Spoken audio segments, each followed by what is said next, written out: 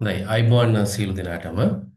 එතකොට මේ අද අපි මේ Zoom meeting එක පවත්වන්න බලාපොරොත්තු වෙන්නේ අපි අලුතෙන් පටන් ගන්න විදුලි කාර්මික පාඨමාලාව ආරම්භ කරන්න ප්‍රථම පාඨමාලාව ගැන යම් අදහසක් ගන්න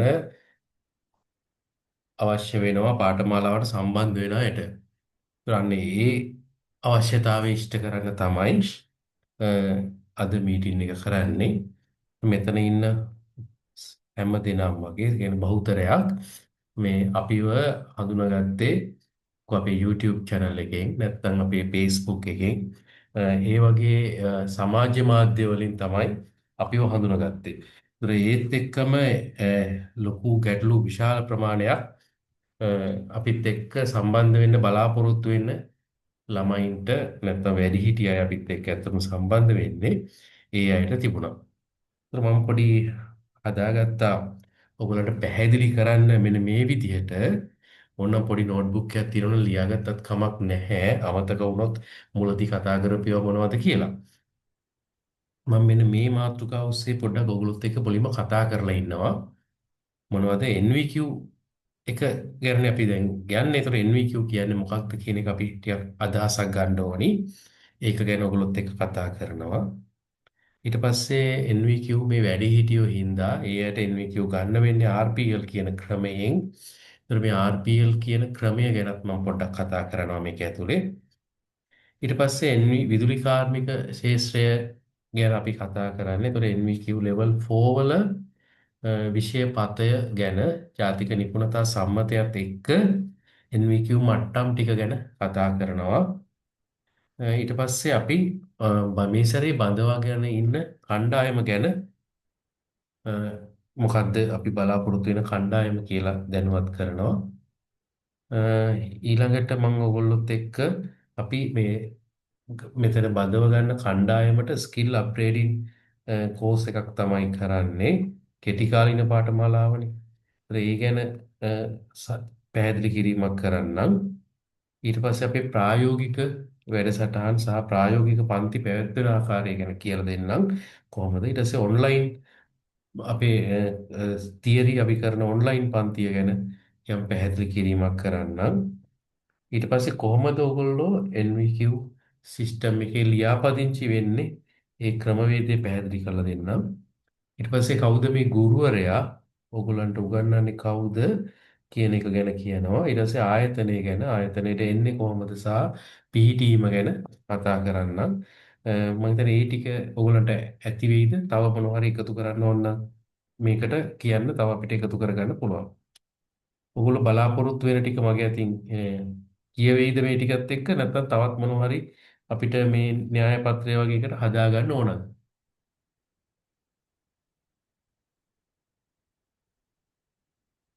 ඔව් මම හිතන්නේ නිශ්ශබ්දතාවයෙන් පේන්නේ මේ ටික ඇති වෙයි. ඒ ටික කතා කරලා පස්සේ ඔයගොල්ලන්ට ගැටලු තිබ්බොත් අපි ඔයගොල්ලන්ට කතා කරන්න අවස්ථාවක් දෙන්නම්.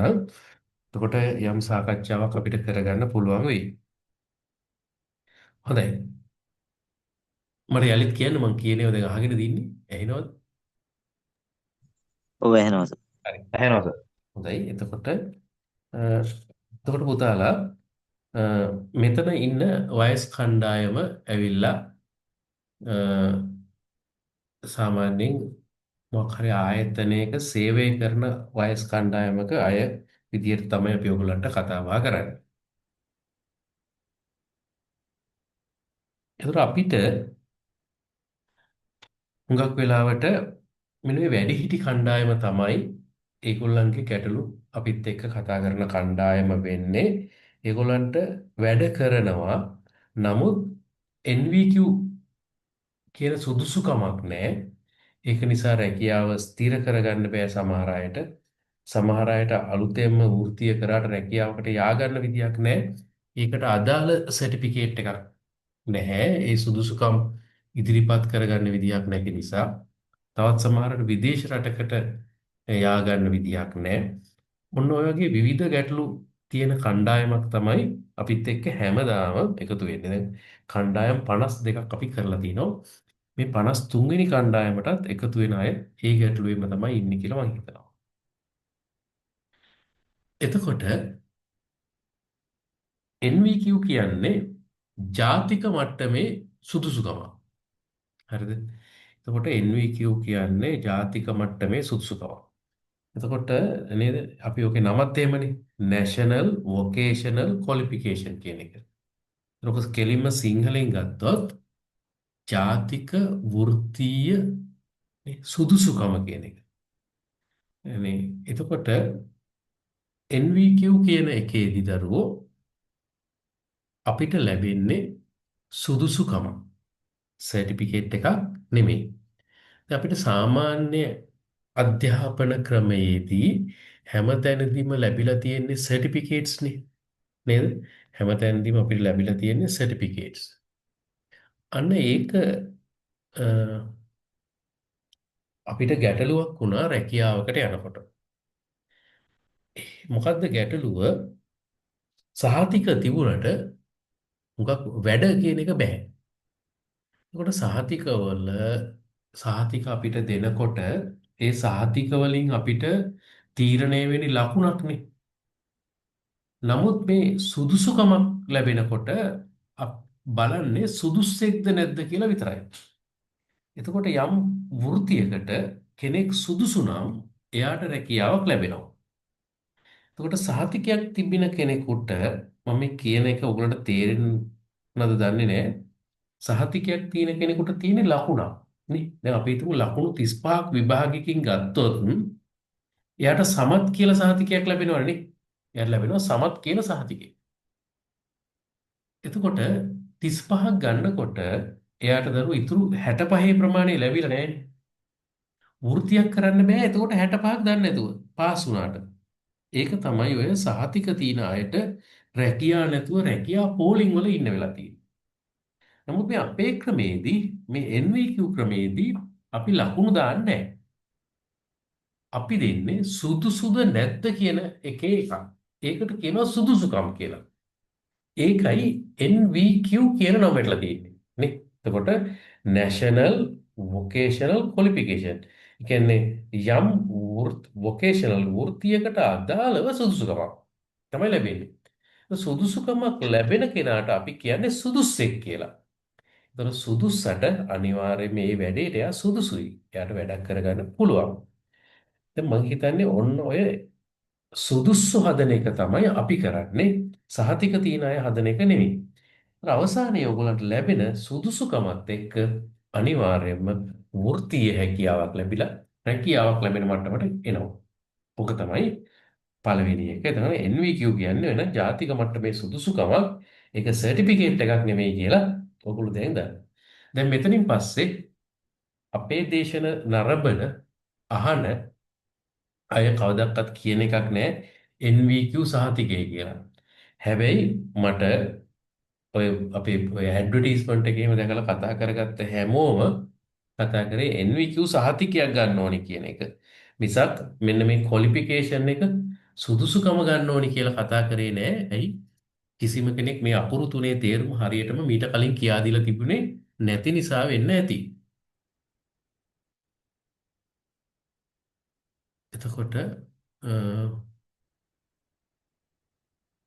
හරි තව කෙනෙක් කියනවා මේ පාඨමාලා ගාස්තු ගැන. ඔව් ඒක මම කියනවා. ඒක මට මේක ලියා ගන්න බැරි වෙනවා. හරි. ගාස්තු ගැන කියන්නම්. හරි. ඊළඟට දරුවෝ අපි ඔන්න පළවෙනි එක NVQ කියන්නේ සුදුසුකමක් කියන එක දැන් අවබෝධ වෙලා ඉතින් මම දෙවෙනි එකට යනවා. දෙවෙනි එක මම ලියාගත්තේ ඔයගොල්ලොත් එක්ක කතා කරන්න මේ RPL කියන ක්‍රමය කියන්නේ මොකක්ද කියලා. හ්ම්? RPL කියන්නේ මොකක්ද කියලා. එතකොට පළවෙනි එකේදී අපි ඔයගොල්ලොත් එක්ක කතා කරා NVQ කියන එක ගැන. අපි දෙකෙන් කතා කරමු RPL කියන්නේ මොකක්ද කියලා. එතකොට RPL කියන්නේ recognition of prior learning කියන වචන තුන කෙටි කරලා ගත්ත වචනය.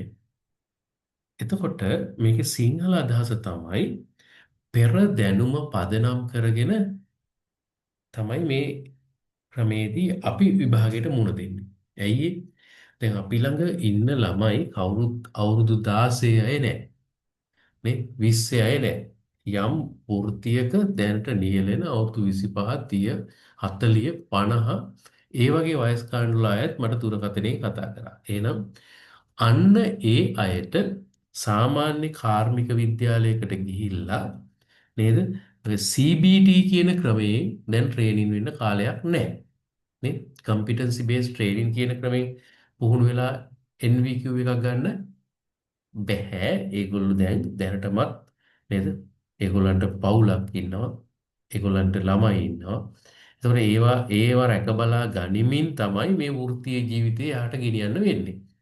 ඒතකොට අන්න ඒ අය වෙනුවෙන් තමයි මෙන්න මේ අපි යෝජනා කරන නේද? ස්කිල් අප්ග්‍රේඩින් කෝස් එක කරලා RPL කියන ක්‍රමයෙන් අපි ඔයගොල්ලන්ව NVQ සුදුසුකමකට අරන් යන්නේ. එතකොට ඕගොල්ලෝ කල්පනා කරලා බලන්න පුළුවන් RPL ක්‍රමයෙන් ලැබෙන NVQ එකයි ඔය CBT ක්‍රමයට අවුරුදු දෙකක් විතර කාර්මික විද්‍යාලයක ඉගෙනගෙන ගන්න NVQ එකයි අතර වෙනසක් තියෙනවද කියලා. කිසිම වෙනසක් නැහැ. හරිද? ඒකේ වෙනසක් නැහැ. NVQ නම් ජාතික මට්ටමේ සුදුසුකමක් නිසා ඒක කොහොම ගත්තත් ඒකේ වෙනසක් ඔන්න නැහැ. හරිද? එතකොට මම හිතන්නේ අංක 2 ඕගලන්ට පැහැදිලි ඇති. ඊළඟට අපි කතා කරන්න ඕනි විදුලි කාර්මික ක්ෂේත්‍රය තමයි අපි දැන් කරන්නේ. ඉලෙක්ට්‍රීෂියන් කියන වෘත්තියත් එක්ක තමයි දැන් අපි ඉස්සරහට කතා කරන්නේ. එතකොට මොන වෘත්තිය කරත් NVQ තියෙනවා 1 2 3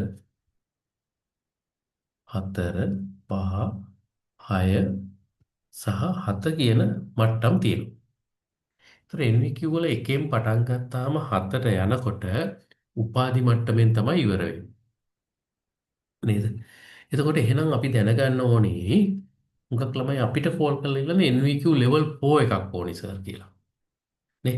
තමයි ඉල්ලන්නේ level 4 එකක් නේද? මම සමහර ළමයින්ගෙන් අහනවා "ඇයි level 1 එකක් මදිද?" එයාට ඒක අදහසක් නැහැ අපිත් එක්ක කියන්න level 1 එක ඇතිද කියලා මම ඇහුවාම අදහසක් නැහැ උගක් අයට තිබුණේ කියන්න. මොකද ඒක ගැන දන්නේ නැහැ. ඒකට ඒගොල්ලෝ දන්නේ නැහැ level 1 කියලා qualification එකක් අපි ගාව තියෙනවා. ඒක ඉල්ලන්නේ නැහැ කවුරු.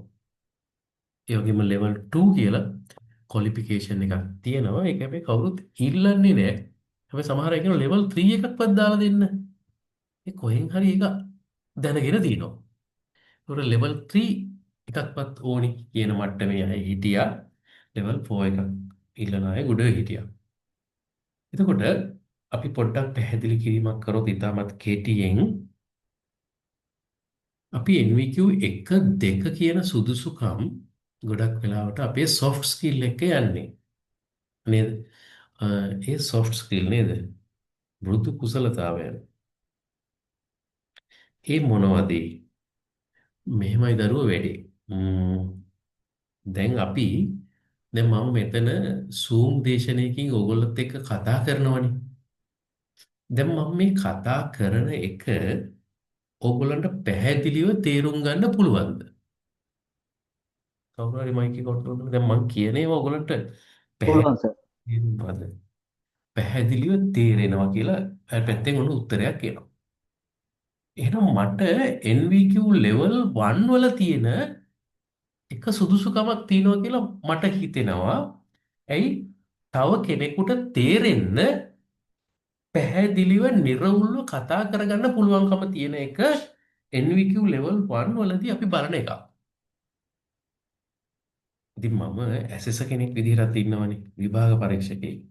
ඉතින් මමම දකිනවා සමහර අය කතා කරන්න ගියාට පස්සේ දරුවෝ මේ කතා කරන්නේ අපි අහන එකවත් නෙමෙයි යාට කියන්න ඕන එකවත් නෙමෙයි වෙන වැල් වටාරම් තමයි කියන්නේ. එතකොට අපි ඇසෙසර්ස්ලා විදිහට තේරුම් ගන්නවා මෙයාගේ NVQ 1 කියන සුදුසුකමවත් මෙයාට නැහැ තාම කියලා. ඉතින් අපි කල්පනා කරනවා එකේම් කරු විදිහට දැන් අපි මෙයාව NVQ 4 කියන සුදුසුකම ගන්න තමයි මේ ඇවිල්ලා තියෙන්නේ. හැබැයි මෙයා අපි අහන එක ප්‍රශ්නයකටවත් උත්තරයක්වත් හරියට දෙන්නේ නැහැ. එක්ක මෙයාගේ කපටිකම හින්දා නැත්තම් මෙයාට අපි කියන එක පැහැදිලිකම හින්දා. සාමාන්‍යයෙන් දැන් ඕගොල්ලෝ තහවුරු කරා මම කියන එක පැහැදිලිව තේරුම් ගන්න පුළුවන් කියන එක. එහෙනම් අරයට NVQ එක නැහැ කියන එක ඔන්න තේරෙනවා. මොකක්ද දැන් මේ කියන්නේ? කොහොම උදාහරණයක් කියලාද? දැන් උදාහරණයක් වශයෙන් මම NVQ පරීක්ෂණයකදී මම අහුවොත් ඕගොල්ලන්ගෙන් හරි 6 ඇම්පියර් MCB එක තියෙනවා. ඒක දැන් මොන වගේ පරිපථයකට සුදුසු කියලා ප්‍රශ්නය අහුවොත් දැන් මේකට කෙටින්ම ටික් එකට උත්තරයක් දෙන්න පුළුවන්. එතකොට මෙයා වෙන වැල් වටාරම් ගොඩක් කියනවා. එක්කෝ මෙයා මේක දන්නේ නැතිකම හින්දා වටේ යනවා. එක්කෝ නැත්තම් මෙයාට මේක පැහැදිලිව කියාගන්න බැරි කමක් තියෙනවා. ඉතින් හුඟක් අපි දැකලා තියෙන්නේ පරීක්ෂණවලදී ඒක පැහැදිලිව ඒ පිළිතුර නොදන්නාකම නිසා ඔහුගේ තියෙන පළවෙනි ස්වර soft skill එක මේ අමතක කරගෙන තමයි එයා යන්නේ. ඉතින් ඔන්න ඔය ගතිය අපිට එතනදී පැහැදිලිව පේනවා. අ, ඔය NVQ එකත් එක්ක යනකොට.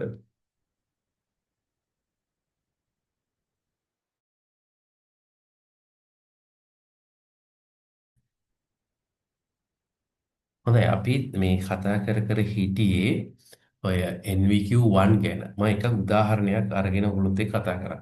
දැන් ඔයගොල්ලන්ට දිගටම කරොත් මේක එපා වෙයි. ඒතකොට ඔයගොල්ලන්ට මම දැන් NVQ level ගැන කියන්නේ. ඒතර ඒ වගේ 1 එකේ තව ඒ වගේ අපි බලාපොරොත්තු වෙන soft skill ගොඩ තියෙනවා.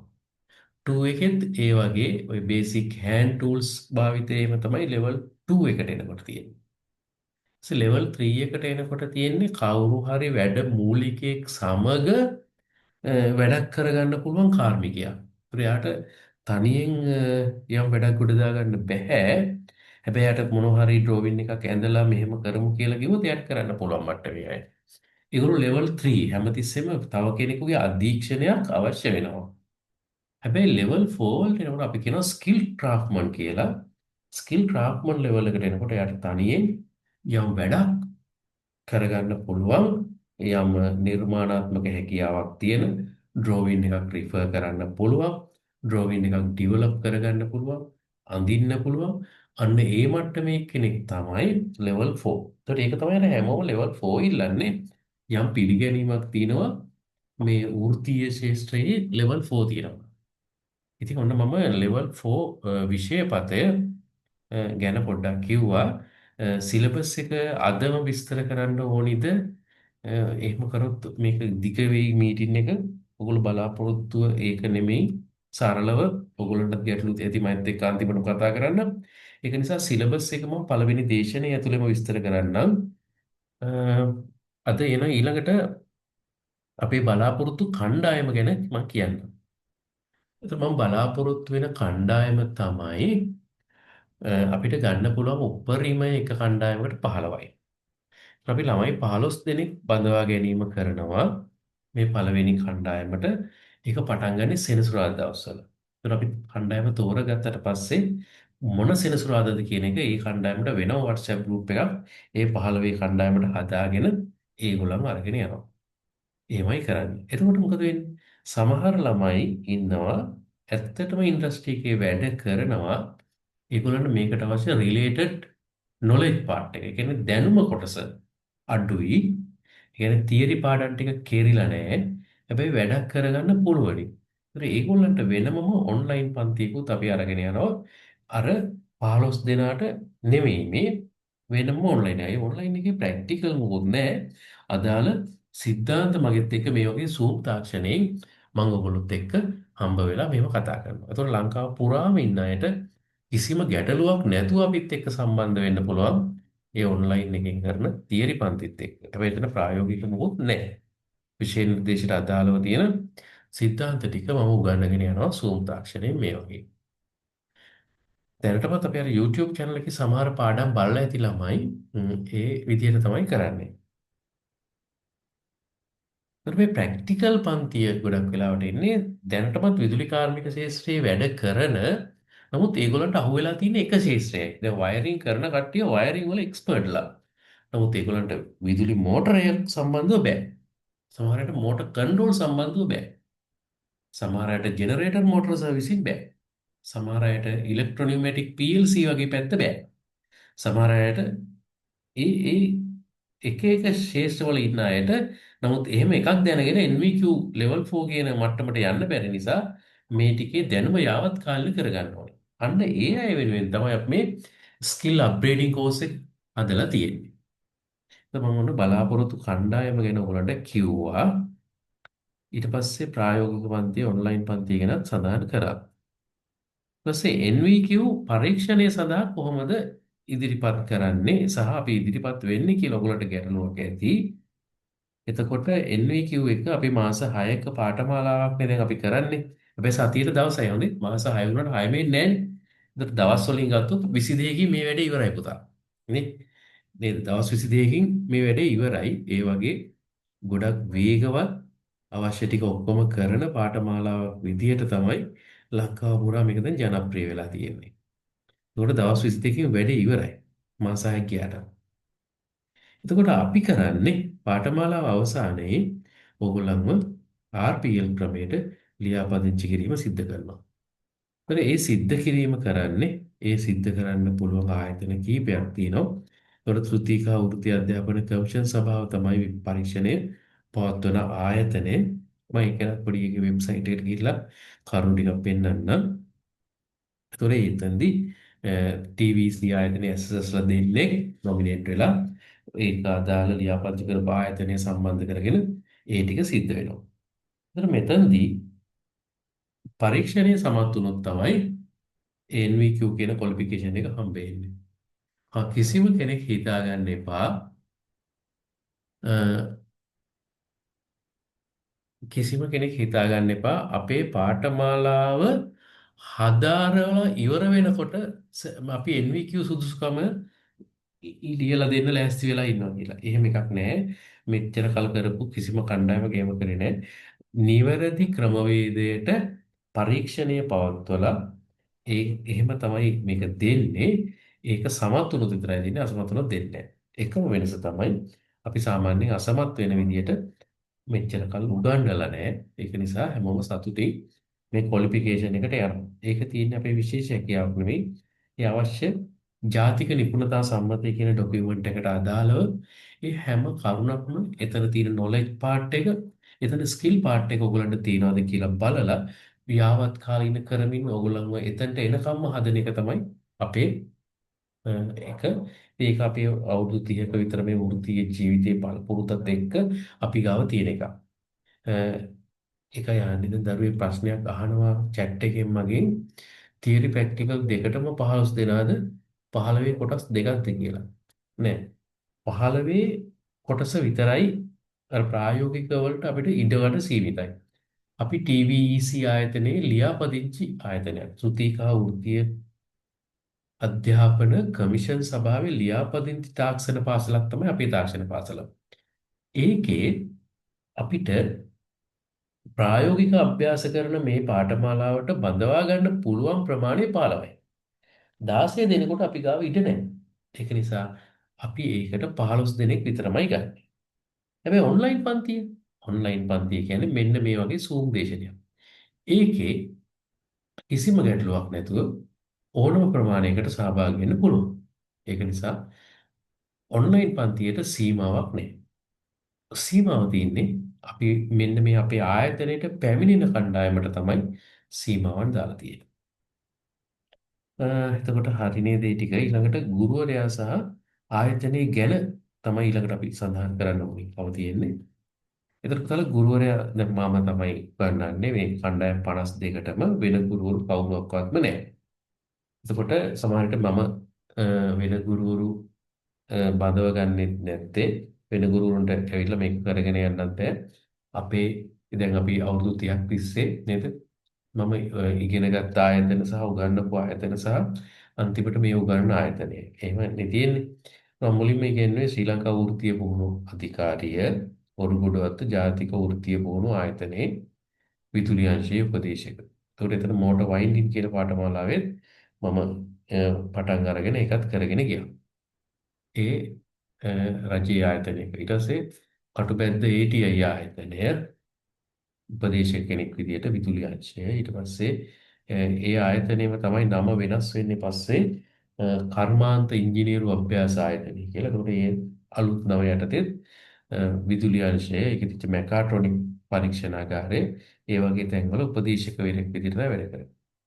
ඊට පස්සේ එතනින් අයින් වෙලා ඉසුරු ඔටෝමේෂන් සිස්ටම් කියන තාක්ෂණ පාසල මගේම එකක් පිහිටවගෙන දැන් මෙන්න මේ කණ්ඩායම් 52ක් උගන්වමින් යනවා.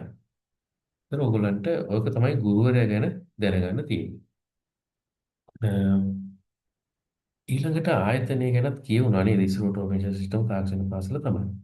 ඊළඟට ඔයගොල්ලන්ට මේකේ පිහිටීම ගැන ඊට පස්සේ ළමයි කිව්වා මේකට තව ඇතුළත් කරන්න කියලා මේකේ ගාස්තු ගැන කොහොමද කියලා.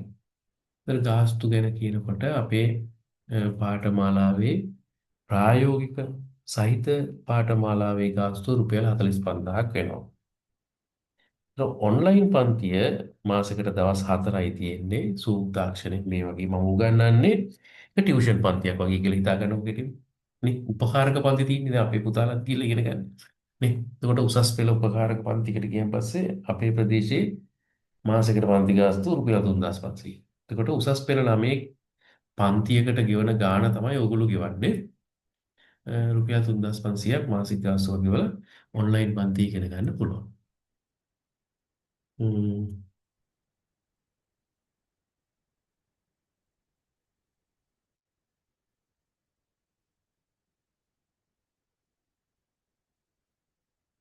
එතකොට මෙහෙමයි හුඟක් අයට මේ ඉලෙක්ට්‍රිකල් සම්බන්ධව ජොබ් කරලා නැති අය ඇත්තටම අපි ගාවට එනවා. දැන් අපි මේ දවස්වල නයිට් ආයතනයේ ළමයි එනවා. අපි සමහර වැඩ ප්‍රයිවට් වැඩ අපි අරගෙන කරන නිසා අපි ගාව යම් සීමිත ඉඩ ප්‍රමාණයක් තියෙනවා පුහුණු වෙන අයට. ඒ ළමයි ජාතික ආධුනිකත්ව කාර්මික පුහුණු කිරීම අධිකාරියේ ළමයි අපේ වැඩබිම්වල සහ සමහර ළමයිට ඒ ළමයිට තියරි අවශ්‍ය වුණොත් අපේ මේ ඔන්ලයින් Zoom එකෙන් තියරි ටික ගන්නවා අපි. ඒ අයට සල්ලි ගන්නෙත් නැහැ නොමිලේ කරන්නේ නයිට ළමයින්ට සියලුම දෙනා දැන් බැච් අපි කීපයක් කරලා තියෙනවා ඒ ළමයින්ටත් අපි යුතුයකමක් විදියට ඒ දේ කරනවා. ඒතර මේ ප්‍රශ්නයක් අහලා තිනවා මේ කිසිම අලුත්ම කෙනෙක් සම්බන්ධ වෙනවා නම් ඔගොල්ලෝ ජාතික ආධුනිකතා කාර්මික පුහුණු කිරීම අධිකාරියට කියලා ලියාපදිංචි වෙලා කර්මාන්ත ශිල්පී ආධුනිකයෙක් විදියට අපේ වැඩබිමක හෝ ඒ තැනක වැඩ කරන්න කැමති නම් ඇවිල්ලා පුහුණු වෙන්න පුළුවන්. හැබැයි පාඨමාලා කාලේ වසර එකහමාරක් දෙකක් වගේ කාලයක් වෙයි. සතිය දවස් 5ම එන්න වෙනවා. සමහර සෙනසුරාදා වරුවක් එන්න වෙනවා. වැඩ තිබ්බොත් රෑත් දවල්ක් නැතුව අපි වැඩ කරනවා. ඒක නිසා එහෙම අයට එන්න පුළුවන්. එහෙම නැත්නම් ඔයගොල්ලන්ට ස්වයං රැකියා කරන අයටත් එන්න පුළුවන්. හැබැයි ග්‍රාමනිලධාරී මහත්මයා තහවුරු කරන්න ඕනි ඔයා ස්වයං රැකියාවක් ඒ ප්‍රදේශයේ කරනවා කියලා. මොකද අපි ලියාපදිංචි කරලා තියෙන්නේ ජොබ් කරන අයව ගන්නවා කියලා විතරයි. එතකොට ග්‍රාමනිලධාරී මහත්මයා ලිපියකින් AG අනුවස්සම් කරලා දෙනවා නම් අපිට බඳවා ගැනීම කටයුතු ටික කරගන්න පුළුවන් වෙයි. ම්ම්, බලාගාරවල අයට කොහොමද NVQ සුසුකම ගන්න කියලා අහනවා. සාමාන්‍ය මම නොරොච්චෝලේ ඔය පවර් ප්ලාන්ට් එක ඇතුලේ ගිහලා මම ඔය සමහර වැඩසටහන් කරා NVQ ගන්න අයට ඔය PLC ප්‍රෝග්‍රෑමින් වගේ වැඩසටහන් මම ගිහිල්ලත් කරා ඇතුලේ ඔය ලක්ෂපාන එකේ අයටත් ඒගොල්ලෝ සංවිධානය කළා ඒක මේ පෞද්ගලිකව ඒ අවසර අරගෙන ඒ ආයතනයේ ඒගොල්ලන්ගේ දේශන ශාලාවලට අපි ගිහිල්ලා එහෙම පුරුදු කිරීම කරා. දැනුත් අපි මේවට යනවා. ආයතන ඇතුලේ වැඩසටහන් ගිහිල්ලා ඒගොල්ලන්ගේ ස්කිල් අප්ග්‍රේඩින් දේවල් කරලා එනවා. විදුලි බලාගාර වලින් අයටත් කණ්ඩායමක් හදාගත්තොත් අපිට අවශ්‍ය වුණොත් ඔයගලන්ට පුළුවන් අපිව එතනට ගෙන්නලාගෙන උගෙන ගන්න ඕනත් එහෙමත් කරගන්න පුළුවන්. තියරි ප්‍රැක්ටිකල් දෙකටම සම්බන්ධ වෙන්න පුළුවන්ද කියලා අහනවා. ගැටලුවක් නෑ සම්බන්ධ වෙන්න පුළුවන්. හොඳයි. එතකොට මේ ඊළඟට මම මෙහෙම කරන්නම්. අපි මේ Google Map එක ෂෙයා කරලා තියෙන තැන පෙන්නුවොත් හොඳයි නේද? එහෙම කරන්නම්.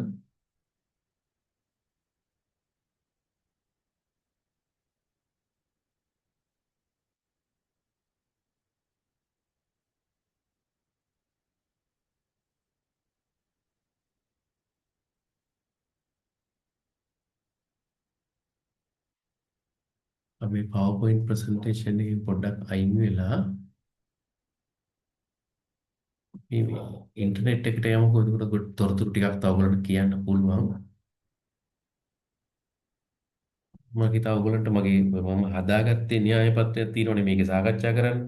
තව PTම තමයි පෙන්න ගන්න තියෙන්නේ. ඒකට මගේ ප්‍රශ්න ටික ඉවරයි. මගේ කතාව ඉවරයි. ඊට පස්සේ ඔයගොල්ලෝ එක්ක යම් සාකච්ඡාවක් කරන්න අවශ්‍ය නම් මට ඔයගොල්ලොත් එක්ක යම් කතා භාගය දෙන්න ඊළඟට පුළුවන්.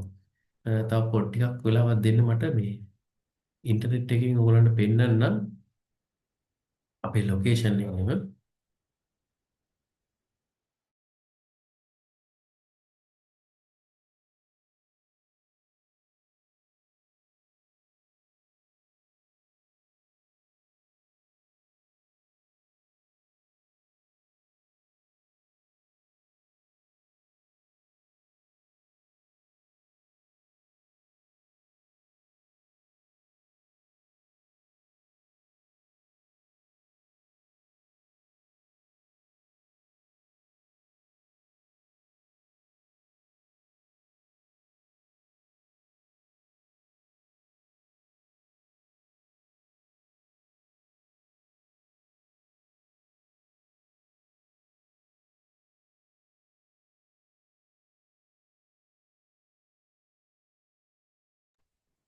හොඳයි. දැන් ඔයගොල්ලන්ට පේනවද මෙන්න මේ පේජ් එක ෂෙයා වෙච්ච එක පේනවද පොඩ්ඩක් කියන්න.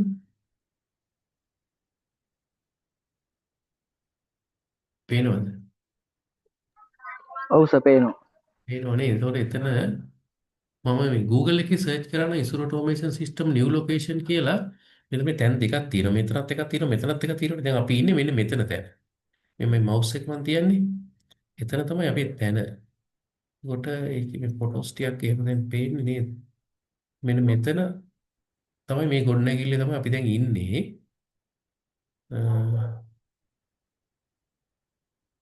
ඒකේ කරන මේ ප්‍රායෝගික අභ්‍යාසය තමයි ඔයගොල්ලෝ මේ දකින්නේ. ඒක ඔය ළමයි එක එක බැච් වල ගත්ත ඒවා අප්ලෝඩ් කරලා ඔයගොල්ලෝ මේවා ෂෙයා කරන්න එපා. ඒකට මේ තමයි අපේ වර්ක්ෂොප්.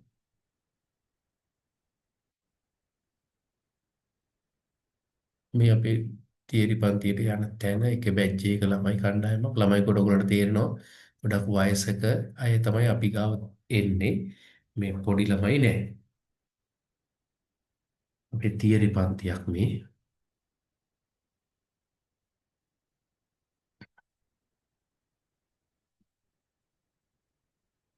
ගොඩක් අපේ ප්‍රැක්ටිකල් පැත්තට බර වෙලා කරන්නේ මොකද එක එක අවශ්‍යතාවෙන්ද මේ අපේ තවත් බැච් එකක් ටිකක් පරණ කණ්ඩායමක්. මට ඒව නම් වලින් මතක නැහැ. 40 ගණන් බැච් එකක් වෙන්න ඇති. මේ වගේ ෆොටෝස් ටිකක් තියෙනවා.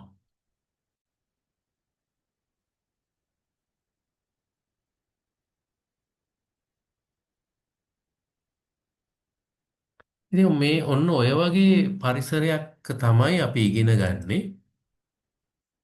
ඔයගොල්ලන්ට ඉතින් දැන් Google එකට ගිහිල්ලා මෙතන තැන බලා ගන්න පුළුවන්. ඩිරෙක්ෂන් එක ගහගත්තාම බය නැතුව උතන්ට එන්න පුළුවන්.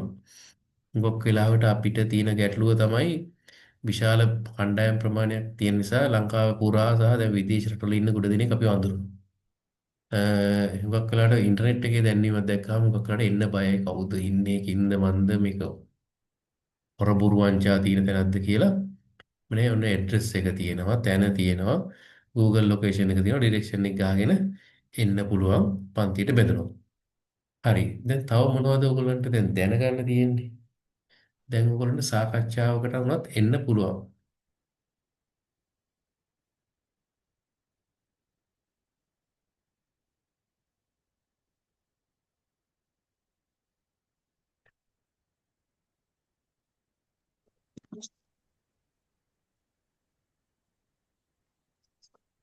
සර් ඇහෙනවද? එනවා. සර් මම මේ දැනට AC ටෙක්නීෂියන් කෙනෙක් විදිහට වැඩ කරන්නේ CEB ඉලෙක්ට්‍රික් බෝඩ්. ඔව්. එතකොට සර් දැනට ඒ කියන්නේ දැන් මේ අපේ ෆීල්ඩ් එකේ දැනට ඉස්සරහට ওই PLC ඊට පස්සේ කන්ට්‍රෝල් මේ පැනල් කරන ඒවා ගොඩාක් ඉස්සරහට තියෙනවා මේ මේ වැඩ ටිකක් තමයි ඉස්සරහට අපිට තියෙන්නේ.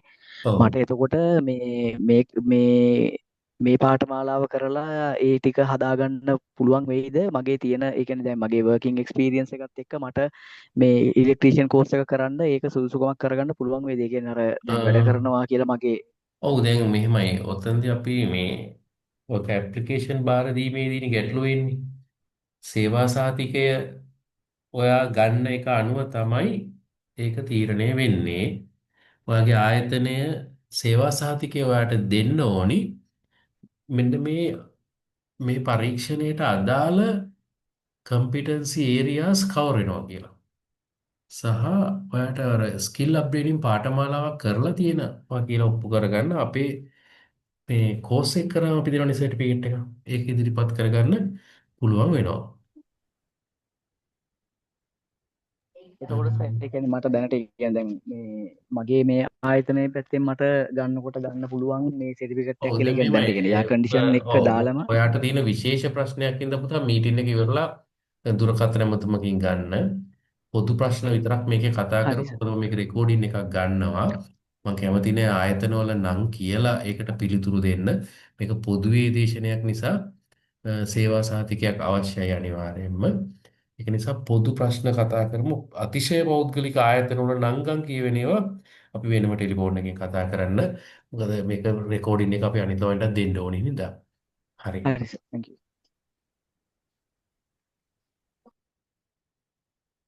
හොඳයි. ඕගොල්ලන්ට වෙන ප්‍රශ්න තියෙනවද තව අයට දැනගන්න?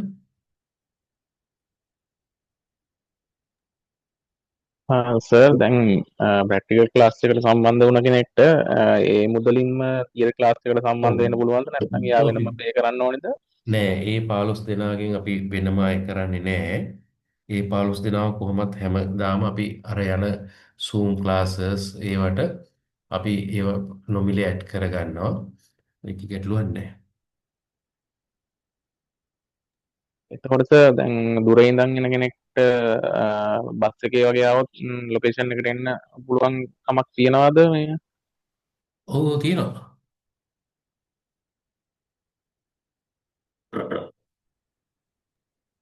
ප්‍රැක්ටිකල් ක්ලාස් එක සාමාන්‍යයෙන් කවදා වගේ දවස්වලද වැටෙන්නේ? දැන් අලුතෙන් පටන් ගන්න එක අපි ගන්නේ සෙනසුරාදා දවස්වල.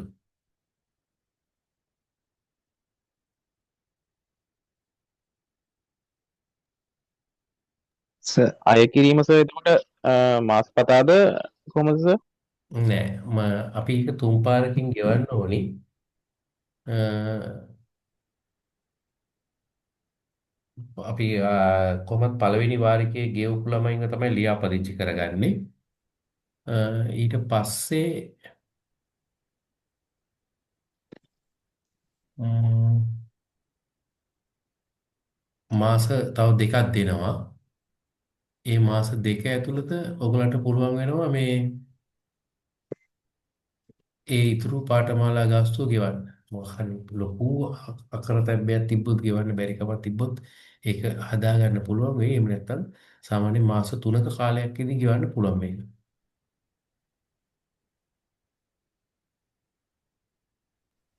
එතකොට සර් සෙනසුරාදා 4ම තියෙනවද? ඒක අපි බඳවා ගන්න කණ්ඩායමත් එක්ක වෙනම කාලසටහනක් ඒ අයට හදනවා. ඒ කාලසටහන තමයි යන්නේ.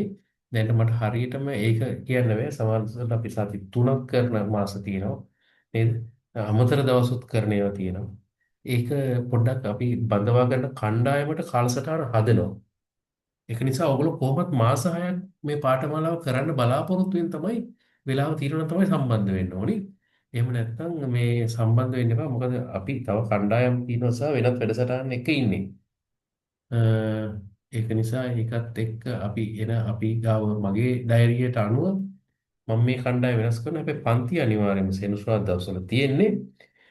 අපි බඳවා ගත්තට පස්සේ ඕගොල්ලන්ට මාස 6ම කාලසටහන අතට දෙනවා. එහෙම තමයි කරන්නේ. ඒකත් එක තමයි යන්න වෙන්නේ. Zoom එකෙන් කරනවා නම් කොච්චර වෙලා මේ පැය කීයක් තියෙනවද සර් ක්ලාස් එක? මගේ පන්තිවල පුතා මෙහෙමයි වැඩේ තියෙන්නේ. වෙලාව කියන එක මම ගණන් ගන්න නැහැ. එහෙම කියලා පන්ති පටන් අරගෙන කරන්න බෑ. ඒතකොට අපි කිව්වොත් දවසකට පැය දෙකයි කියලා. ඒතර මට පුළුවන් මගේ පැය දෙක කරලා වැඩේ ඉවරයි කියලා යන්න. ඒතර එහෙම ගුරුවරයෙක් වුණා නම් මේ 53ක් වගේ කණ්ඩායමක් මට කරගන්න බැරි වෙයි. මම සමහරලාට පන්ති පටන් කරලා පැය භාගයෙන් ඉවර කළා දාලා යනවා යන්න. ඒ අවශ්‍ය ටික දීලා තමයි යන්නේ. සමහර දවස්වල පැය දෙක තුනක් මම ඕගොල්ලොත් එක්ක කතා කරන්න වෙනවා. ඒ අවශ්‍ය ටික දී ගන්න මට තව තව පැහැදිලි කිරීම කරගන්නවා. ඒක නිසා අරම ටයිම් බලාගෙන ඉගෙන ගන්න මගෙත් එක්ක සම්බන්ධ වෙන්න එපා. එහෙම කරන්නේ මොකද වගකීමෙන් ඒ වැඩේ ඉවර කරන්න තමයි අපි බලාගෙන ඉන්නේ. අපි ඕගොල්ලෝ බඳව ගත්තාම ඒ වැඩේ කරන්න වග වෙනවා. ඒක තමයි අපේ වැඩේ. ඒ නිසා අරම පන්ති තියෙනවා.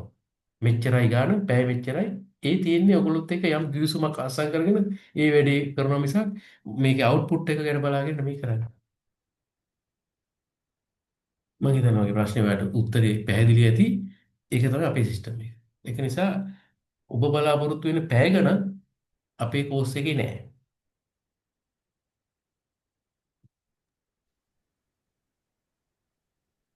සර් ඔව්.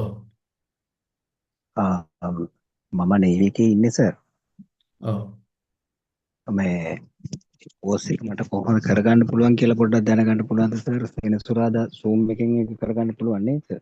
ඔව් එතකොට ඔයා සම්බන්ධ වෙන්න ඕන. අර මං ඉස්සෙල්ලා මගදී දැන්නේ සම්බන්ධ වෙන්නේ. මං කිව්වා Zoom එක තියෙන ඕන තරම් කට්ටියකට එන්නත් පුළුවන්. මේ ඒකට Zoom එකට සම්බන්ධ වෙන අයට මම වෙනමම මේ කාලසටහනක් ඒගොල්ලන්ට හදනවා. ඒගොල්ලන්ට සර් හදන්නේ මේ වීකෙන්ඩ්ස් නෙවෙයි වීක් ඩේස් වල රාත්‍රී කාලේ. ඒතර ඒ සර් කාලසටහන මේ බැච් එකත් එක්ක යනවා. මොකද අපේ බැච් කීපයක් අතේ තියෙනවා. ඒවා හදාගෙන කරනවා. මොකද මගේ පළවෙනි කණ්ඩායම නෙමෙයිනේ. ඒක නිසා ඕගොල්ලෝ සම්බන්ධ වෙච්ච ළමයිත් එක්ක දැන් මේකේ ඉන්න ඔක්කොම අපිත් එක්ක සම්බන්ධ වෙන්නේ නැහනේ. දැන් අපිව තෝරගන්න ළමයි කට්ටියක් ඉන්නවනේ. ඒ කට්ටියත් එක්ක Zoom එකට වෙනම, ඒ කියන්නේ ඔන්ලයින් එකට වෙනම කාලසටහනක් හදනවා. ප්‍රැක්ටිකල් කරන 15 දිනත් එක තව කාලසටහනක් හදා ගන්නවා. හදාගෙන මේක ඉස්සරහට අරන් යනවා. එතකොට සර් Zoom ක්ලාස් එක අපිට ඉවර වෙච්ච කාලෙක මේ ප්‍රැක්ටිකල් එකක් කරනවද සර්? නෑ. එහෙම කරන්නේ නෑ. එහෙම කරගන්න ඕන නම් අමතර ගෙවීමක් කළා සතිය දවසක වෙලාවක් වෙන් කරගෙන කලින් අන්න එදාට ඇවිල්ලා එහෙම කරගන්න පුළුවන්. එහෙම ගොඩක් අය කරගන්නවා. ඒක ටිකටම Zoom එකේ කරනවා. හැබැයි එයාට අඩුපාඩු තියෙන එකම කොටසයි. ඒ කොටසට එයා කැමති නෑ 45000 දීලා ඉගෙන ගන්න.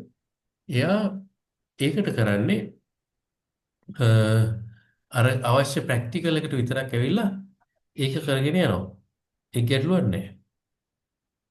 සර් එතකොට මම මේ ඉලෙක්ට්‍රිසිටි බෝඩ් එකේ කෝස් එකක් කරා. ඔය වයරින් සම්බන්ධව. වෙන පාඨමාලා පුතා මම මේකත් එක්ක සංසන්දනය කරන්න කැමති නෑ. හරිද? ඔව් අ, ඔව්. එහෙම එකක්ද එන්නේ නැත්නම් වෙන මොකක් හරි එකක්ද? නෑ නෑ මං කිව්වේ සර් ඒක මේ මං ඉලෙක්ට්‍රිකල් කෝස් එක කරලා ඉන්නේ. ඔව්. එතකොට මට ඒක පැත්තකට දාලා කරගන්න පුළුවන් එහෙමනම් ඉතින් ගැටලුවක් ඔව් නම් නේද සර්? වෙන මේක ඉගෙන ගන්න වෙන මොනව කරකවන්නේ අපි ගාව උපාධි සහතික දින අය ගොඩ ඉන්නවා. හුඟක් ඔව් වෙලාවට ඩිග්‍රී හෝල්ඩර්ස්ලා අපිත් එක්ක ඉන්නවා. මොකද ඒගොල්ලන්ට මේ ටික නැහැ. උපාධියක් තියෙනවා. එහෙම අය කොච්චර ඉන්නවද? ඔව් ඔව් ඒක ප්‍රශ්නයක් නැහැ. මොකද හුඟක් අයට ඔව් උපාධිය සර් දැනට තියෙනවට මම පිටරට යන්න බෑ. ඒගොල්ලන්ට ඉල්ලන්නේ NVQ එකක් රට. සමහරට නෝන පිටරට ඉන්නෝ PR එක ගන්න රට යන්න ඕනේ. ඒගොල්ලෝ මේක කරලා ඔව් යනවා. ඩොක්ටර්ස්ලා මේක කරනවා. ඉංජිනේර්ස්ලා මේක කරනවා. මොකද ඒගොල්ලන්ට අවශ්‍යතාවය තියෙනවා වෙන රටකට ගිහිල්ලා සෙටල් වෙන්න මේක කරන්න බෑ. එහෙම එකක් තියෙනවා.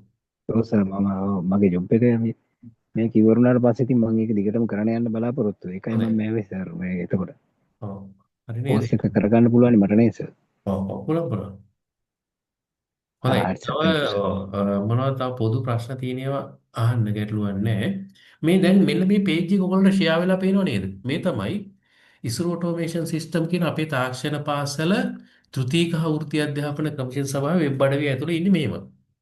එතකොට අපේ ගාව ලියාපදිංචි වෙන ළමයින්ව රජයේ වෙබ් අඩවියේ නම් වැටෙනවා. මේ තියෙන්නේ අපේ 51 කණ්ඩායමේ ළමයි ටික දැන්. එතන ළමයි අපි අර ඩ්‍රොප් අවුට්ස් කරලා තියෙනවා 15න් 12යි දැන් ඉන්නේ. ඇයි? දවස් 3ක් එක දිගට ආවේ නැත්නම් ඒවා අයින් කරනවා. මෙතන 15න් දැන් 11යි ඉන්නේ. මේකේ නම් තව බඳවා ගැනීම කරන්න තිබුණා. නමුත් ඒ බැච් එකේ ළමයි 11යි බඳව ගත්තේ අපි. එතකොට මෙතන view list ගියාම දැනට ඉන්න ළමයි ටිකේ නම් ටික පෙන්නනවා. මේ අපිත් එක්ක සම්බන්ධ වෙලා ඉන්න ළමයි ටික දැන්. හරිද? ඊට පස්සේ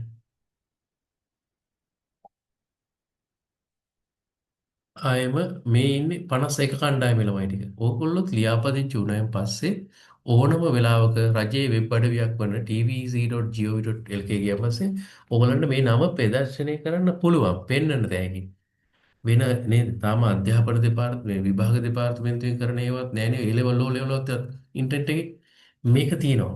මේ ඉස්රෝ ඔටෝමේෂන් කියන ආයතන ලියාපදිංචි වෙච්ච ගමන් ඔයගොල්ලන්ගේ නම එතන වැටෙනවා.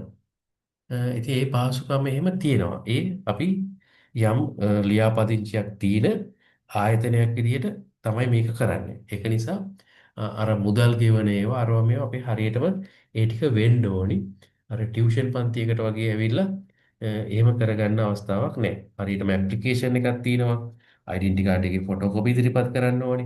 අපි ළමයාව අඳුර ගන්න ඕනි. එහෙම කතාවක් තියෙනවා. ඒ ටිකත් පැහැදිලි නේද? එතකොට මේ තියෙන්නේ අපි නේද? පළවෙනි රෙජිස්ට්‍රේෂන් එක කරලා තියෙන මේ ආයතන 2013.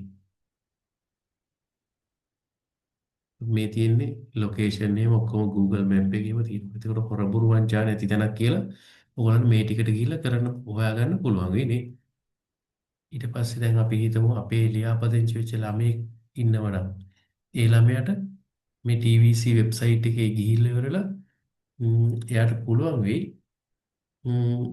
තමන්ගේ මේ සහතිකයක් හරි මොනවා හරි තියෙනවා නම් මෙතන බලා ගන්න. මෙතන ඔයගොල්ලන්ගේ ඩෙන්ටි කාඩ් එක ගැහුවොත් එනවා. දැන් මෙතන මේ තියෙන්නේ අපේ ලියාපදිංචි ළමයෙක් නම් එතන තියෙනවා මේ තියෙන්නේ NIC නම්බර එක මේක ක්වොලිෆිකේෂන් කෝඩ් එක මේක ඉලෙක්ට්‍රීෂියන් මේක ඇවිල්ලා වෙනට එක ළමයෙක් එකක් අපි වල දිනවා. තව එකක් බලමු. මෙතනට ගිහිල්ලා බැලුවොත් මෙයා කවුද කියලා. මේ තියෙන මේ ළමයා මේ ඉස්රෝ ඔටෝමේෂන් සිස්ටම් කියන අපේ ආයතනයේ පාඨමාලාව 2026 1/3 තමයි ස්ටාර්ට් කරලා තියෙන්නේ. දැක්කද? ඒ කියන්නේ මේ අන්තිම බැච් එකේ 51 බැච් එකේ ළමෙක් මේ. ඒ විදිහට ඕගොල්ලන්ට යම් ඔප්පු කිරීමක් කරගන්න පුළුවන්කම තියෙනවා tvc.gov.lk සයිට් එකට ගිහිල්ලා. හොඳයි. මම හිතන්නේ දැන් ඔයගොල්ලෝ අහ ප්‍රශ්නට උත්තර දුන්නා. මම තව අමතර කරුණු ටිකකුත් කිව්වා. දැන් ප්‍රමාණවත් වෙයි. එතකොට පාඨමාලාවට සම්බන්ධ වෙන අය අපිට WhatsApp message එකක් group එකට දාන්න. එතකොට මම පළවෙනිම දාන 15 දෙනා ප්‍රැක්ටිකල් එකට ගන්නවා. ඉතුරු අය ඔන්ලයින් වලට කැමති ඔන්ලයින් එකට ගන්නවා. ඊට පස්සේ ඔයගොල්ලන්ට පුළුවන් bank details අරන් payment කරලා ඒ අදාළ පාඨමාලාවට join වෙන්න. අපි වෙනම කණ්ඩායම් තෝරගත්ත පස්සේ ආරම්භක දිනේ දෙන්න. හොඳයි. ඔයගොල්ලන්ගේ ප්‍රශ්න නැත්තම් මම දේශනය අවසන් කරන්නයි හදන්නේ.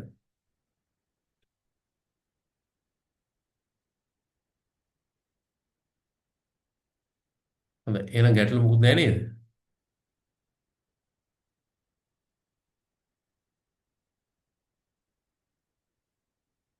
right. එහෙනම් හැමෝටම සුබ රාත්‍රියක් ප්‍රාර්ථනා කරනවා. පාඨමාලාව කරන ළමයි WhatsApp group message එකක් දාන්න. අපි අලුත් group එකක් හදා ගන්නවා ඒ අය වෙනුවෙන්.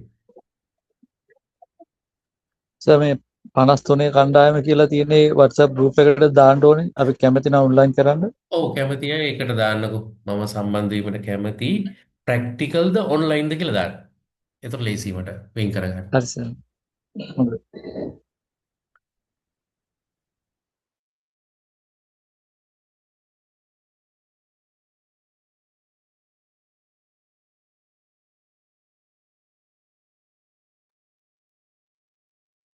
හොඳයි. එහෙනම් වෙන ප්‍රශ්න නැත්නම් ඔයගොල්ලෝ ලීව් වෙන්න පුළුවන්.